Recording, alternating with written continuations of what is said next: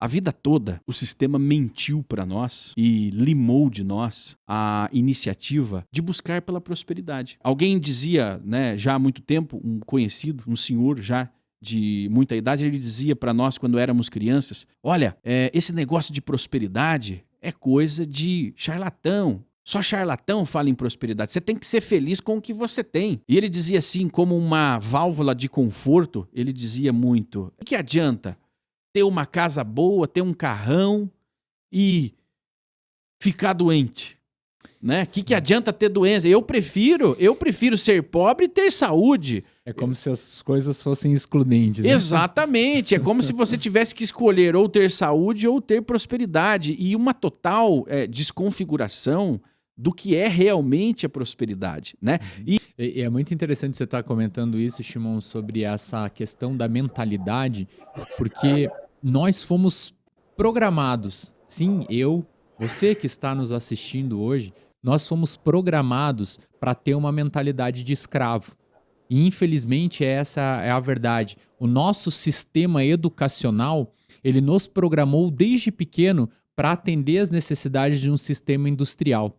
E eu tenho certeza que você que nos vê, ou pelo menos 99% das pessoas que estão nos vendo, estudou numa escola em que sentava em fila indiana, um atrás do outro, de 45 em 45 minutos existia um sinal que tocava para dar um intervalo e você era obrigado a responder a chamada a cada professor que entrava. E sabe por que isso? Para você atender as necessidades de um sistema industrial que praticamente é um sistema escravocrata, que são os escravos modernos, desde pequeno sendo moldado para acreditar que você nasceu para atender as necessidades desse sistema e trabalhar como empregado em grandes fábricas e até hoje a nossa educação ela é moldada para atender essas necessidades. E por que é importante falar isso? Porque à medida que o mundo evolui e que novas necessidades, a luz do conhecimento vem trazido, nós precisamos alertar e trazer aqui uma nova perspectiva para que você saia dessa mentalidade de escravo, para que você saia dessa mentalidade restrita de acreditar que a prosperidade não é para você e que a vida só tem isso. Fábio, existe uma diferença e eu gostaria, você tem os dados aqui, o Antônio também, né, que nós vamos trazer para o nosso espectador a diferença do povo judeu, do povo de Israel ou de Israel e do Brasil. Óbvio, o Brasil é um país maravilhoso, tem uma população maravilhosa, mas você vai entender justamente a prosperidade. Como eu falava antes, né? Muitas pessoas nos perguntam hoje, depois de 10 anos, estudando, vivendo o judaísmo, né? Se aperfeiçoando, se aprimorando nos conceitos judaicos, aplicando, né, os conceitos de prosperidade, da vida judaica em nossas vidas, nós chegamos até aqui. Hoje nós temos uma instituição grandiosa com milhares de brasileiros que retornaram ao judaísmo e hoje vivem as suas vidas, pessoas que amam Israel, você que está aqui, né? De alguma forma você ama Israel e tem uma ligação com Israel. E a pergunta que mais faziam para nós, como Israel prospera tanto em meio à guerra? Como Israel, o povo judeu que passou pelo Holocausto, que foi cativo no Egito, foi escravo no Egito, como que o povo judeu conseguiu mudar a mentalidade e se libertar das amarras que vão do lado contrário de um caminho próspero, né? Então, primeiro nós precisamos quebrar a sua crença limitante de que prosperidade não é para você. Eles mentiram para você. Eles te contaram uma história, eles programaram a sua mente para você não querer saber da prosperidade, para você pensar assim, não, mas será que eu pensar em prosperidade, eu desejar prosperidade, será que eu não estou sendo mal agradecido com o que Deus me deu, Fábio? Exatamente. E aí, Shimon, os dados, quando você coloca dados, é muito importante que o povo que está agora nos assistindo, o público aqui que nos acompanha, tenha clareza de alguns números para entender um pouco dessas grandezas e quando a gente fala sobre a prosperidade do povo judeu. O Estado de Israel, atualmente, ele tem aproximadamente 9,7 milhões de pessoas. Mostra Israel aí, produção. Mostra Israel aí. São os dados aí mais recentes, né, em questão de população. Se a gente for comparar o estado de Israel com estados brasileiros em questão de tamanho de população, o estado de Israel, o país de Israel, ele é semelhante ao estado do Pernambuco, que tem cerca de 9,6 milhões de habitantes. Olha só. Ou também pode ser comparado ali muito próximo ao estado do Ceará, que tem 9,3 milhões de habitantes. Só que quando a gente olha a renda per capita, que é a divisão, né, de toda a receita de um determinado local pelo número de habitantes, a renda per capita de Israel atualmente é 54 mil dólares. Então, Olha é o dado mais recente. Você sabe, Shimon, qual que é o estado brasileiro? É 54 mil dólares? Mil dólares. 250 mil. Isso, aproximadamente 250 mil reais por ano, né? Por Obviamente. Ano. Você divide aí por 12. Por pessoa. Por pessoa. Ou seja, numa família, então, numa família de 3, de 4 pessoas, vai ter uma renda aí de mais de 1 milhão por ano. Olha a diferença do Estado judaico. Aí alguém pode falar, não, mas Israel é pequeno. Gente, se você olhar aonde Israel está localizado, os recursos que Israel não tem, e que o Brasil tem e não consegue, e que Israel não tem e consegue, você vai falar, não, nós estamos no lugar errado. É esse o ponto que eu vou chegar agora. Você sabe qual é o estado de maior renda per capita, Shimon, do Brasil, e qual é essa renda? Qual? Eu quero fazer a pergunta também para quem tá no chat sabe? Dá tua opinião aí, dá tua opinião, escreve aí no chat. O que você qual é o estado que mais paga no Brasil? Hoje o estado vamos ver se alguém se atreve, se alguém dá ali uma opinião, um palpite no chat.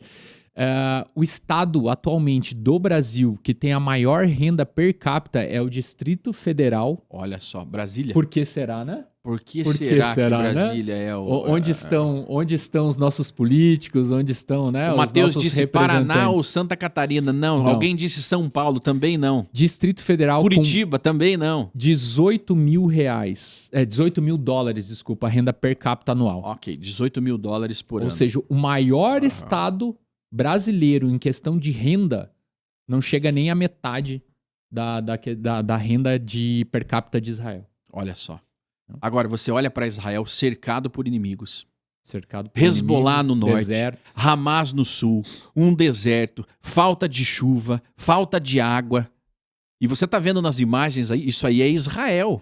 As imagens que você está vendo são imagens de Israel. Você está vendo a pujança da economia israelense, você está vendo a beleza da natureza. Mas quando Israel foi fundado em 1948, aquela região ela estava tomada de febre amarela, cólera, entre outras doenças, um deserto que destruía, que era hostil, né, aos seus moradores, e o Estado de Israel transformou essa terra numa terra de prosperidade, né? Então, a prosperidade ela se reflete nos resultados de um povo, do indivíduo, de uma nação, né? Quais são os resultados? Os resultados, eles vão refletir justamente qual é o caminho que aquela nação está trilhando. Então, o que Israel não tem e o que ele produz? Diga lá, Antônio, diga lá. Então, é justamente isso. Por exemplo, olha só, Israel, de onde que ele surgiu, né? Geograficamente falando, de um deserto. Correto, Fábio, Shimon, nosso amigo telespectador?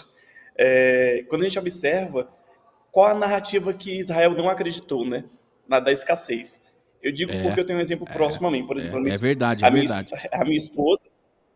minha esposa, por exemplo, é de origem polonesa, né? Os avós delas, e aí o que acontece? Ela é advogada, né? E quando ela foi fazer direito, o meu sogro falou assim, né? Poxa, só faz direito quem já vem com a família de advogados. Olha só. E olha a narrativa que ele acreditou. E ela falou, não, porque eu posso. E aí ela rompeu a bolha e conseguiu fazer, né? Na minha família, por exemplo, né? Eu venho a parte da tanto a minha avó materna quanto a avó paterna, né? A minha avó materna é marroquina e a minha avó paterna é de Portugal. E o que elas me ensinaram bastante, uma coisa bem simples, é o seguinte: a narrativa, a ação ela é uma, o ângulo de visão sou eu quem escolho, né? Então, por exemplo, o que Israel escolheu fazer? Terra árida, estou em uma terra que não tem água em abundância, por exemplo, no Brasil. Simplesmente escolheu tornar a água potável, né? Então é uma oportunidade que se apresenta às vezes disfarçada de uma adversidade, não é? Exatamente. Israel tira a água do mar, dessaliniza a água e transforma em água potável, né? O povo judeu, eles inventaram uma máquina que tira a umidade do ar e transforma em água potável, né? O povo judeu produz tecnologia, produz riqueza, produz curas, soluções para o mundo, não só para dentro de Israel, mas para o mundo. A internet que nós estamos usando, né? Os aplicativos que você tem no seu telefone, muitos deles, por exemplo, um dos mais usados do mundo, o Waze, foi criado em Israel, né? E hoje atende o mundo todo. São cases de sucesso do povo judeu, né? Aí você pensa assim, não, mas isso aí é só para os cientistas. Não. As crianças aprendem valores, e aí nós vamos começar a falar disso. O que mantém Israel próspero? O que traz a prosperidade a Israel, ao povo judeu? Né? O povo judeu, ele é altamente engajado na política, ele é altamente engajado na história, né? Eu falava com um israelense essa semana no programa do meio-dia sobre a questão da guerra, né? E eu perguntei a ele, escuta, você tá aí, a guerra, vai iniciar uma guerra agora com o Hezbollah lança foguetes, mísseis na casa dos israelenses, você é um brasileiro, você não quer voltar para o Brasil? Ele falou, de jeito nenhum, porque mesmo Israel estando em guerra, aqui é mais seguro que no Brasil. Por quê? Porque existe um equilíbrio na sociedade israelense, né? Um equilíbrio para cima e não para baixo. Por exemplo, não existe em Israel comunidades como as comunidades no Brasil, as favelas. Isso não existe. Não, o assalto em Israel praticamente é inexistente. Crimes, né, violentos são inexistentes, mas qual é a diferença? São os valores ensinados ao povo judeu desde a sua meninice. Tem um ponto muito importante que é o gancho que eu quero fazer com o que o Antônio trouxe, né? Da escassez. Não tem como, Shimon, falar de prosperidade sem citar uma das histórias que eu acredito que seja uma das histórias mais marcantes da humanidade, ao meu ver, que ela está na Torá, que foi a travessia do deserto conduzida por Moisés. Ô Fábio, começou aí, né? A história do povo judeu começou sendo escravo no Egito. E nós estávamos falando das dores aqui, ó. Quais são as dores de quem é escravo? Insegurança financeira, falta de um propósito, desânimo, né? Não tem prazer na vida, não consegue se desenvolver em nada. Escravo. Quando a gente pensa na história, e essa história, por que ela é tão marcante? Porque ela tem uma simbologia muito forte da questão de superação. Eu quero que quem está em casa aqui faça um exercício de fechar os olhos agora nesse momento e se imaginar no lugar daquele povo, num local em que não havia luz elétrica, não havia celular, água encanada, e que se dispôs a caminhar num deserto, a enfrentar incertezas, dificuldades, sem saber se haveria água, se haveria comida, se haveria até mesmo realmente a existência do local para onde eles estavam indo, porque até aquele momento em que Moisés conduziu o povo, só havia uma promessa. Não havia ali a evidência clara da terra prometida. Então, e quantas vezes a gente se sente assim? Quantas vezes nas nossas vidas a gente está muitas vezes perdido em dívidas, perdido nos nossos próprios desertos, no nosso dia a dia, até mesmo sem um mapa, sem um guia claro, enfrentando dificuldades, porque muitas vezes a gente foi moldado a se comportar de uma forma padrão para atender necessidade de uma elite dominante. E assim como Moisés guiou o nosso povo com muita sabedoria, com coragem e fé, existe sim uma saída, existe caminho para nós. E aqui não é uma autoajuda barata, mas é um caminho em que a gente possa aplicar uma metodologia, uma sabedoria milenar que já está aqui à disposição, mas que muitas vezes ela precisa ser aí levada com uma metodologia de uma forma organizada para as pessoas. Porque se fosse tão óbvio, né? Todos os brasileiros, a grande verdade, a realidade do Brasil seria outra. Nós temos um grande exemplo, Fábio, me permita, a Coreia do Sul. Uhum. Né? Teve a Guerra das Coreias, as duas regiões ficaram totalmente devastadas pela guerra. Né? As pessoas comiam ratos, baratas, né? As pessoas não tinham o que comer. E aí começou um plano de reconstrução da Coreia. E precisaria a sociedade coreana, né? Ela foi projetada depois da guerra para ser uma sociedade próspera. As lideranças do Sul, eles queriam tornar aquele um país próspero. E numa das decisões coletivas da reconstrução da Coreia, eles decidiram implantar o ensino do Talmud nas escolas para as crianças. Ou seja, eles queriam modificar os valores, a mentalidade daquelas pessoas que vieram de um momento de escravidão, de uma guerra, de uma ideologia, de miséria. E como que você transforma um escravo num senhor de si mesmo? Não acontece de uma hora para outra, porque quando o povo de Israel saiu do Egito, 3 meses depois, por volta de 3 meses depois, eles já estavam na porta da terra prometida, era só entrar na terra e tomar, e eles se recusaram, porque eles encontraram gigantes e ficaram com medo dos gigantes, eles encontraram frutos, cachos de uvas gigantescos, e eles imaginaram assim, ora, olha o tamanho dessa fruta, imagine o tamanho de quem come essa fruta. E deixaram passar aquela oportunidade, e o custo disso foi 40 anos no deserto, mudando a sua mentalidade. O que a Coreia do Sul fez? Implantou os valores judaicos codificados no seu plano de reconstrução nacional. E o que a Coreia é hoje? É como Israel. É uma das maiores potências econômicas mundiais e um povo extremamente próspero. É óbvio que cada nação, cada país tem os seus próprios problemas, mas você consegue ver a diferença quando valores são aplicados. Uhum. Muito importante. Oi, pode falar, Antônio. Só complementando aqui, Fábio, o que o Shimon acabou de falar, tudo é o ângulo de visão, né? Olha só, o ângulo do povo no momento, o povo estava no momento, ou seja, se eu tivesse atitude, por exemplo, porque todos nós, né, e Herodes estávamos lá também naquela época, né? Todas as almas judias estavam naquele momento ali. Sim. Então, se tivéssemos uma atitude, um ângulo de visão de, poxa, a fruta é grande, alimenta várias... Vamos em frente. Tinham economizado 36 de tempo. Claro que sempre, tudo quem sabe é o eterno. 40 anos tinham tudo economizado. Tudo está no controle do eterno.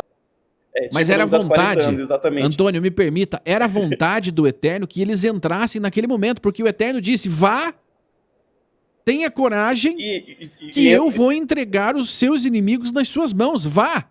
Mas mesmo assim, não, Senhor, permita-nos enviarmos espias. E eles mandaram os piores, os mais negativos, aqueles que só viam o lado negativo da coisa, e eles voltaram com péssimas notícias. E aí o Eterno, e olha a sequência, né, Shimon?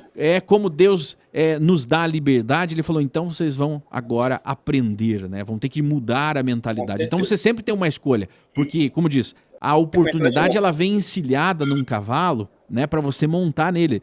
Sempre vão vir cavalos e vão passar, mas quanto tempo entre um cavalo encilhado e outro? Exatamente.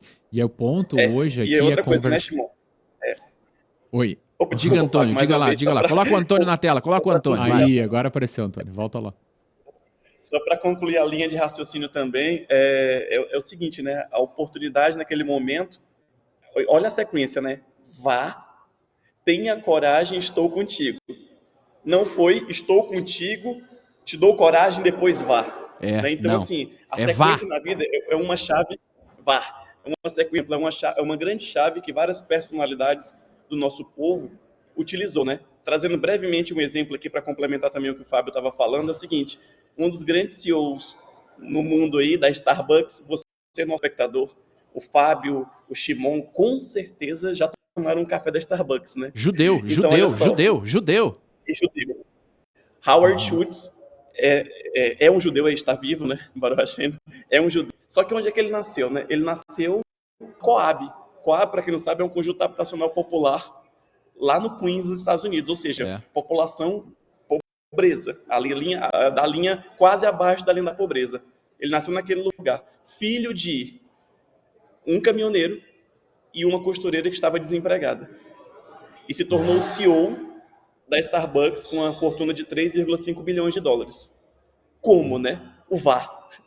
Ele foi, criou coragem porque foi, né? Ou seja, já que eu mergulhei de cabeça, agora eu tenho que nadar. Então, assim, a sequência é, primeiro eu dou um passo e voo. Crio coragem no percurso e o sucesso, não é nem questão de tempo, é questão de atitude, né? E é justamente esse ponto que eu quero trazer aqui para quem está nos assistindo hoje, porque talvez você que esteja nos assistindo esteja passando por esse momento de deserto, esteja num local em que você olha para sua vida e esteja se perguntando, mas será que é só isso?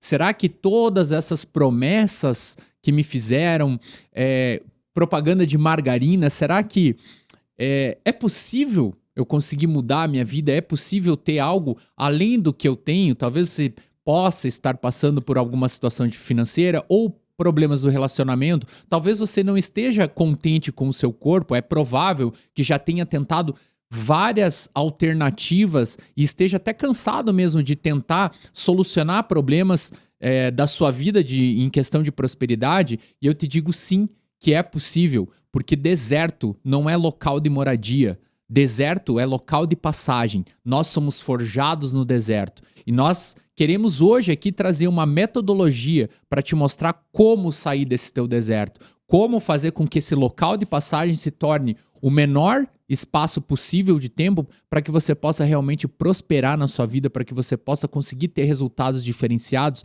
de uma forma muito prática, de uma forma muito direta ao ponto. E nós conseguimos condensar isso. Samuel, coloca na tela, por favor, todos esses ensinamentos através de uma metodologia. Uma metodologia que envolve neurociência mais espiritualidade. Né? Neurociência, que é a forma como o cérebro opera, a forma como a gente extrair o melhor do nosso cérebro para performance, aliada à espiritualidade, aliada aos valores judaicos, aos valores espirituais. E esse método se chama as 9 chaves da prosperidade. Exatamente. Nós estamos falando sobre isso já há algumas semanas, né? E muitas pessoas perguntando quais são, como eu aplico, como eu faço para acessar, como eu faço para aprender. Eu tenho que virar um judeu, eu tenho que me converter ao judaísmo, eu tenho que morar em Israel. Me contem, por favor, me expliquem, me acolham. Então, nós reunimos, já há algum tempo nós estamos fazendo isso, nós reunimos mais de 50 estudiosos dos valores, dos códigos judaicos, do hebraico, da tradição judaica, da Torá oral, do Talmud, da Cabala, e sintetizamos, ou seja, nós organizamos esse conhecimento para que qualquer pessoa, em qualquer lugar do mundo, possa desenvolver a prosperidade na sua vida. Aí alguém pode se perguntar, puxa, mas isso não é só para os judeus? Não. Quando o homem foi criado no Éden, lembra de Adão? Adão era um ser perfeito. Né? Ele não era homem nem mulher, segundo a tradição judaica. Né? Ele era um ser completo. Mas Deus viu que faltou alguma coisa. Por mais que ele fosse completo, faltava uma companheira. E aí, de Adão, Deus criou a mulher, a Eva. E eles eram prósperos. Por quê? Eles tinham acabado de ser criados e foram colocados como os dominantes da terra. Vocês serão os comandantes de tudo isso. Vocês dominarão os céus, os mares, os animais. Vocês gerenciarão o empreendimento divino. Vocês tornarão esse lugar e manterão esse lugar apropriado para que eu, seu Deus, possa estar aqui no meio de vocês. Vocês são a minha criação perfeita. Ora, com o passar do tempo, o homem, como a ele foi dado livre-arbítrio, ele escolheu conhecer o outro lado e foi se afastando de Deus. Cada vez que ele se afasta de Deus, ele vai desaprendendo os códigos que Deus entregou a ele no momento da criação, que Deus colocou no seu DNA no momento da criação. É uma questão de escolha. Agora, quando Deus faz um pacto com Israel, ele entrega novamente esses códigos à humanidade e colocando Israel como guardião desses códigos sagrados milenares. E o povo de Israel aceitou. O povo de Israel não examinou primeiro. O povo de Israel disse, faremos e depois entenderemos. Né? E Israel guarda esses códigos até os dias de hoje. Até os dias de hoje. Eu sempre digo aqui, o Egito não existe mais. Roma não existe mais, como era, né? A Babilônia, que levou Israel ao exílio, também não existe mais. Os gregos não existem mais. Hitler e o partido nazista, aquela Alemanha nazista, não existe mais. Mas o povo judeu e Israel permanecem em pé e mais vivos do que nunca. Por quê? Porque os valores aplicados na vida vão alongar os seus dias. A prática, a observação de tais valores prolongam os seus dias neste mundo. A justiça social, o alto amor prolonga os seus dias e abre as portas da prosperidade a você. Eu quero disponibilizar QR Code do nosso grupo no WhatsApp. Se você não conseguiu acessar aqui no chat o formulário, nós vamos colocar lá no WhatsApp, né, para que você possa acessar de forma fácil. Coloca na tela aí, ó, as 9 chaves da prosperidade. Exatamente, as 9 chaves. Exatamente. Aponte o telefone para esse QR Code e você poderá participar do nosso grupo do WhatsApp e ali receber também a oportunidade de aplicar ao nosso formulário, onde você terá uma avaliação gratuita da nossa equipe, tá ok? Então tá, um abraço a você, Fábio, nós voltamos agora todas as semanas, estamos chegando na época das festas judaicas, dos festejos, e nós vamos trazendo aqui uma trilha de prosperidade onde você vai poder caminhar com a gente, tá? Agora, quer participar dos nossos encontros, quer ser mentorado pelos maiores líderes da comunidade dos Bnei Anussim do Brasil, você tem a oportunidade que está no link aí, fixado no chat e está disponível no formulário, tá certo? Nós estamos abrindo uma oportunidade para você ser mentorado, para você participar com a gente e crescer, se desenvolver junto com as 9 chaves da prosperidade que foram decodificadas com ensinamentos de mais de 3.000 anos do povo judeu.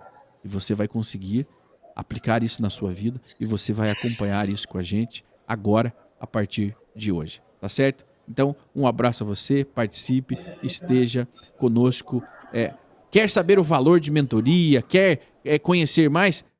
Preenche o formulário e você vai participar, vai entender como funciona isso. Tá certo? Um abraço. Fábio, obrigado por estar aqui conosco e vamos lá, né? Vamos para a nossa jornada. Eu que agradeço. Uma boa noite a todos que nos acompanharam até aqui e que todos aqui sejam abençoados pela luz divina, com muita prosperidade e que a gente aí muito provavelmente se encontra logo, logo aqui nesse mundo digital. Muito bem.